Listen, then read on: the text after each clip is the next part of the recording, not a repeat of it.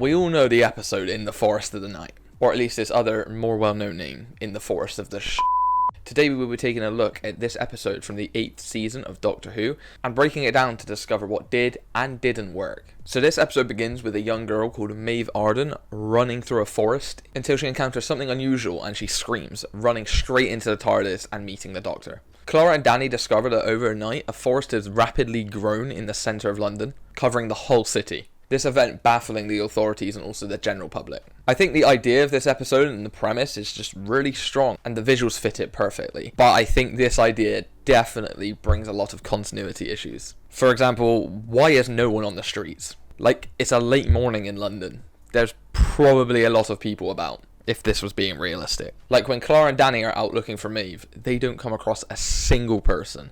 And when we see Maeve's mum in this episode, she also does not come across anyone when cycling through the whole city. Other than Maeve's mum, there are no panicking parents in this, which is surprising considering a global threat is happening. We also see very little news and a lack of public panic, just a quick segment showing different news stations talking about it. These issues are probably easily overlooked for a casual viewer, but for me, someone who loves the continuity of things, it does not get off to a great start. During the search for Maeve, Clara and Danny also have a class of children following them about, as this takes place right after their school trip where they sleep over at a museum. Danny uses this as a teaching opportunity and gives them one hell of an adventure. They later meet up with the Doctor, who is with Maeve at the time, but whilst all the adults are talking, she just slips back off and disappears again. Maeve getting lost again seemed like such a weird decision in my eyes. They could have just made her not meet the Doctor at all for that intro, but you know, it's not that big a deal. I actually quite enjoyed the inclusion of the children in this episode, and it definitely made the episode more enjoyable. And they definitely feel authentic for someone who grew up in the UK. You had every sort of personality in there, and it was very comical. At least for me it was. Seeing their reactions to everything going on was hilarious. Who wants to be navigator? Me. Good lad. Come on, let's do this. What's an navigator? And them just going along with the situation like it's an average Thursday morning is perfect. Perfection.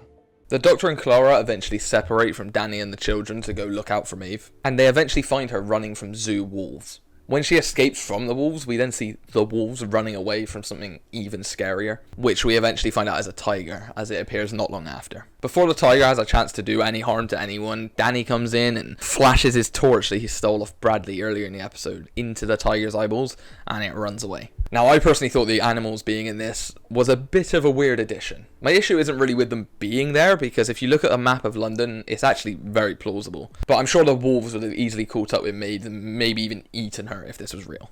On average, wolves run 50 to 60 kilometers an hour, whilst a small child is 12 kilometers an hour. The math there just is not mathing. I understand it's a sci-fi show with bigger on the inside rooms, but it's just mad that they let this in. I feel like in a show that's sci-fi, you need to keep the realistic elements as real as possible, and keep those futuristic sci-fi concepts as the more far-fetched. The way Danny also scares off the tiger to me is very unrealistic. I mean, maybe the tiger is slightly less aggressive because it's domesticated, but at the same time, a flickering light in its face, I can't imagine that's going to make it want to run away.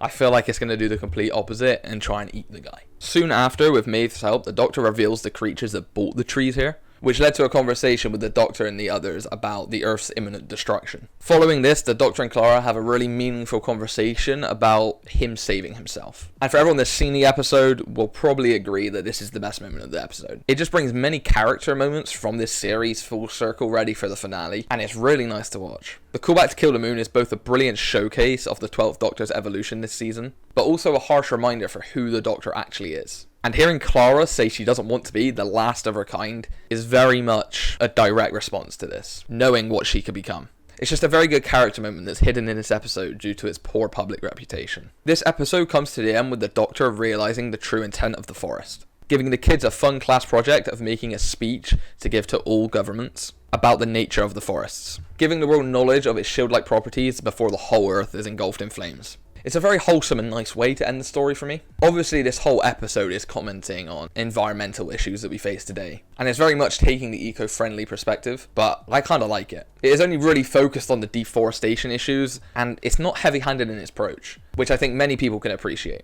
This episode to me is still average. It is by no means one of the show's best episodes, but I think it's severely overhated from the fans. There's enough good things in this episode to make for an enjoyable watch, and the negatives present to me really don't reach the lowest lows of the show. Unfortunately, that is all I have for you today. But thank you for watching and hopefully you enjoyed it. Real quick though, if you have made it this far, I'm probably right in assuming you like Doctor Who, or even love it. So why not check out my review on the episode The Caretaker? I'm sure it will entertain you as much as this did.